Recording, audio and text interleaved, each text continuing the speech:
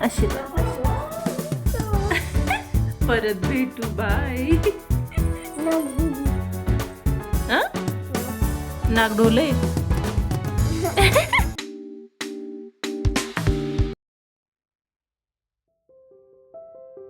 Hi hello नमस्कार, मी ऋतुजा तुमच्या सर्वांचं स्वागत करते माझ्या आणखीन एका नवीन ब्लॉगमध्ये. आता आज सकाळीच ब्लॉगला सुरुवात केली होती. ओके, जरा मॉर्निंगची सुरुवात लेझी झाली आहे, पण चला असू द्या. आता उठले होते, आणखीन थंडी आहे त्याच्यामुळं पाणी थोडंसं गरम करूनच घेते मी. आंघोळीला पाणी ठेवते मी उठलं की, आणि नंतर ब्रश करायला घेते. आता सोलार आहे, पण सध्या दिवस लहान आहे त्याच्यामुळं, आणि आता ह्या 2-4 दिवसात तर ऊनच पडणं झालं आहे. पावसाळा आहे का हिवाळा आहे का काय उन्हाळा आहे हेच कळना गेलं आहे. कारण सकाळ संध्याकाळ थंडी वाजते, दिवसभर ऊन पडत नाही, दिवसभर पावसाचं वातावरण असते. चला असू द्या, पाणी ठेवलं आहे. आता ब्रश करायचं आहे, पण बघा केवढा मोठा पिंपल आला आहे मला. आणि इकडच्या नाकावरनं सेम आला होता गेल्या महिन्यामध्ये, ह्या महिन्यामध्ये इकडच्यावर. चष्मा पण घालता येत नाही आहे, एवढा मोठा आहे तो. आता रोज सानू माझ्या आधी उठत असते, थोडा अभ्यास करते, सकाळी उठून फ्रेश वगैरे होते, आणि मी त्याच्यानंतर अर्ध्या तासाने उठते. आता ती झोपते पण माझ्या आधी, कारण 9:30 पावणे 10ला रूलच आहे घरचा की तेव्हा झोपायचं. आता हे बिटकं काय ते रूल कधी पाळत नाही, पण मी सानूला बरोबर वेळेला झोपवते आणि वेळेला उठवते तेवढ्या वेळात.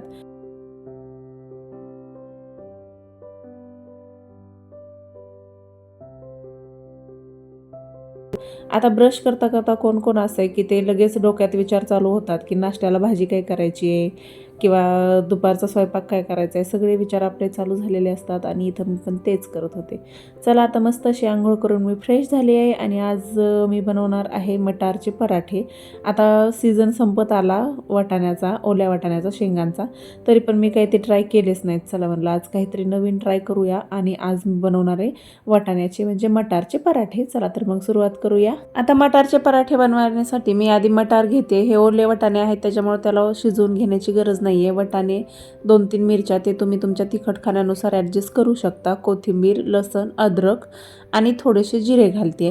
हे सगळं मिक्सरमधून काढून घ्यायचं आहे आपल्याला, म्हणजे एकदम फाईन पेस्ट करायची नाही आहे, थोडंसं असं दरदर ठेवलं तरी पण चालेल.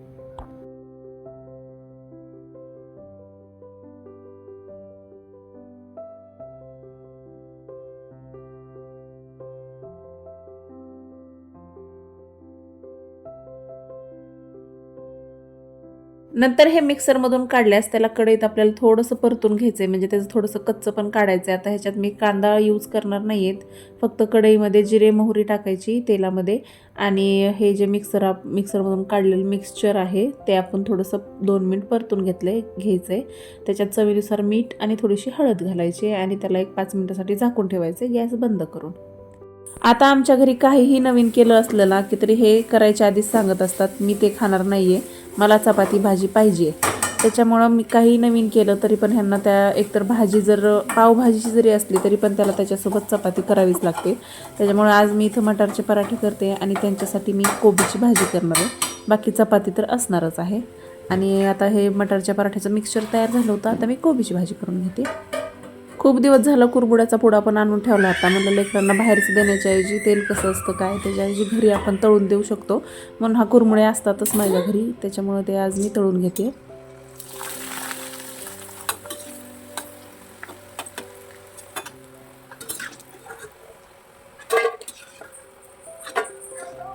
काय ग?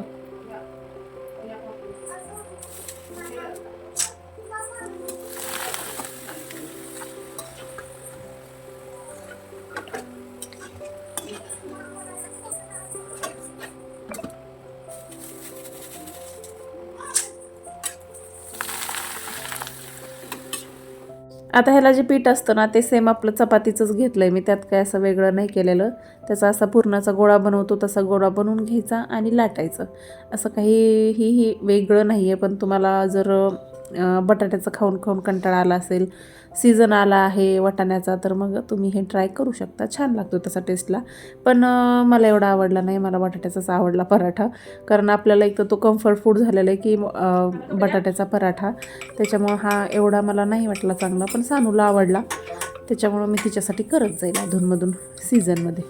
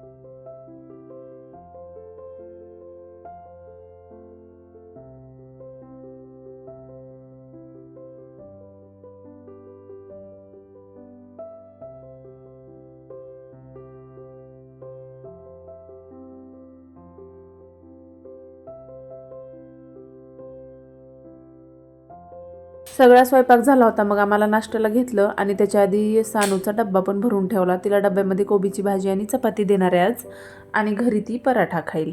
ती एकदाच म्हणजे दोन्ही ठिकाणी सेम खात नाही, वेगवेगळं करावं लागतं मला.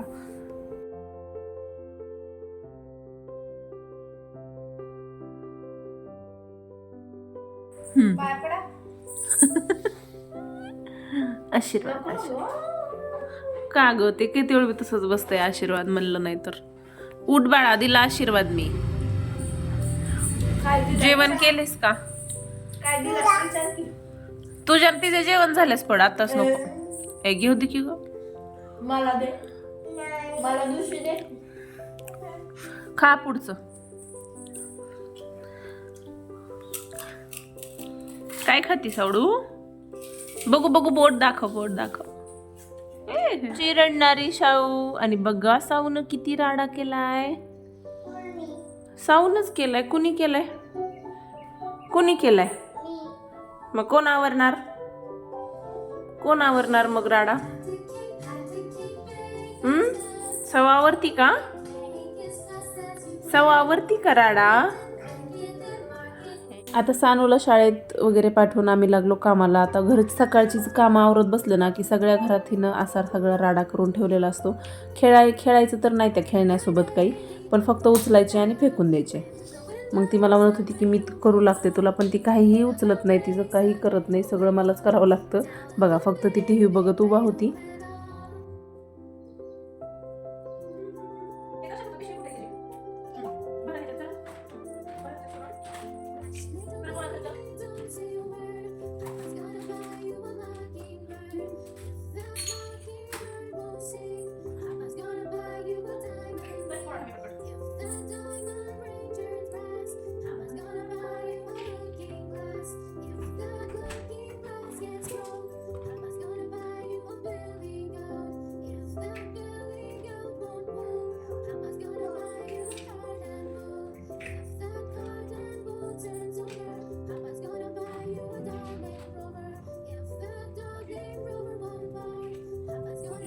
आता आज मला थोडासा हॉलची डस्टिंग पण करून घ्यायची होती, कारण खूप दिवस झाले होते आता. आणि इथं कसं आहे ना, कन्स्ट्रक्शन खूप चालू आहेत आणि शेतातच राहतो आम्ही, म्हणजे महागं शेत आहे, त्याच्यामुळं माती येतच असते. धुळीला काही कमी नाही आहे. आणि आता अशात हवा पण खूप सुटायला लागली आहे. चला म्हणलं तर मग संक्रांतीसाठी घेतलं होतं, पण ते तर 8 दिवसातून एकदा तर घ्यावंच लागते. त्याच्यामुळं मला आज हॉलची डस्टिंग पण करून घ्यायची होती.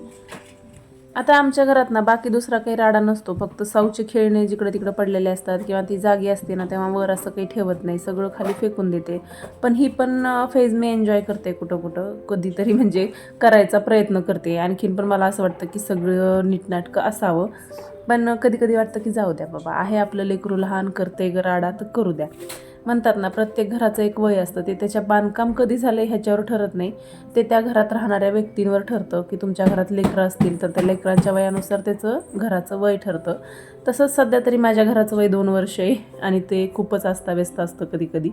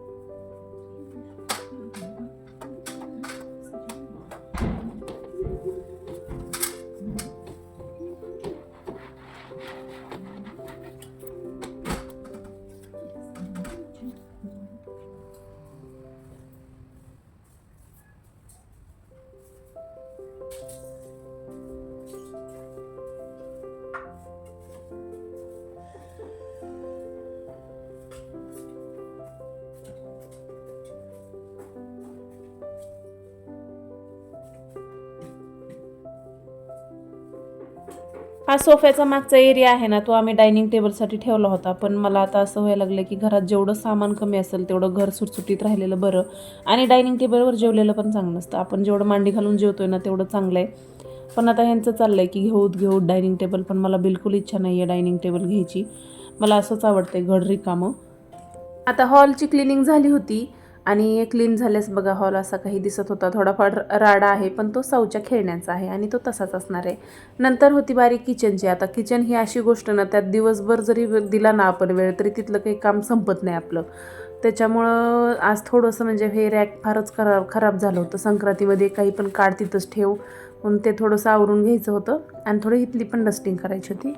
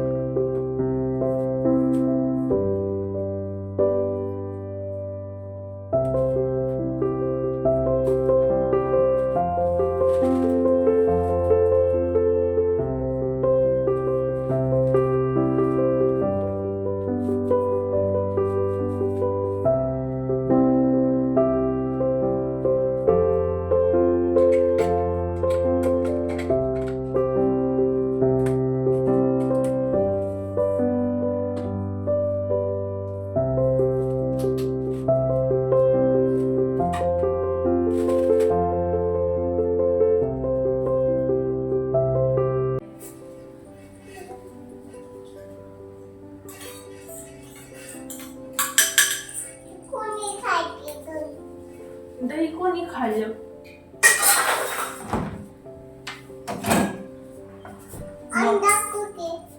अंडा संपलं की रात्रीच संपलं अंडा.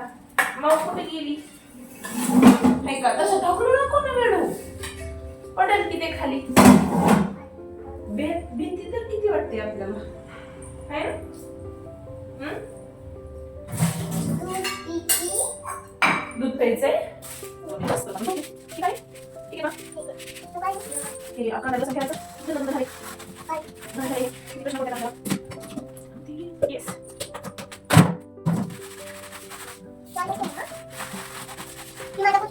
नको शिशी आहे. खाली बसायची नाही. बसू बरोबर.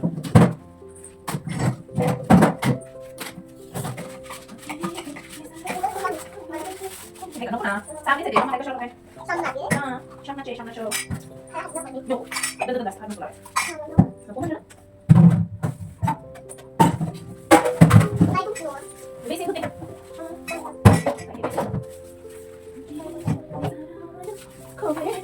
इशी खाता मी.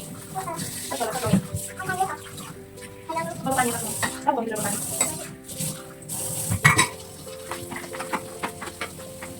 शिव. शी.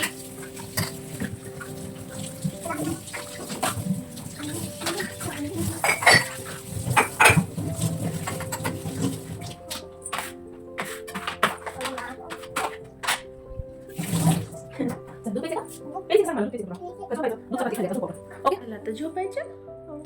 गुड नाईट म्हणा. Good night. परत भेटू. बाय.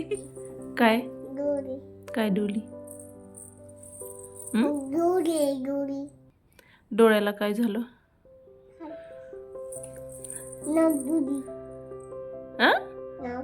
नाक डोले. हां, काय आहे मग? बरं, गुड नाईट. चल झोप आता.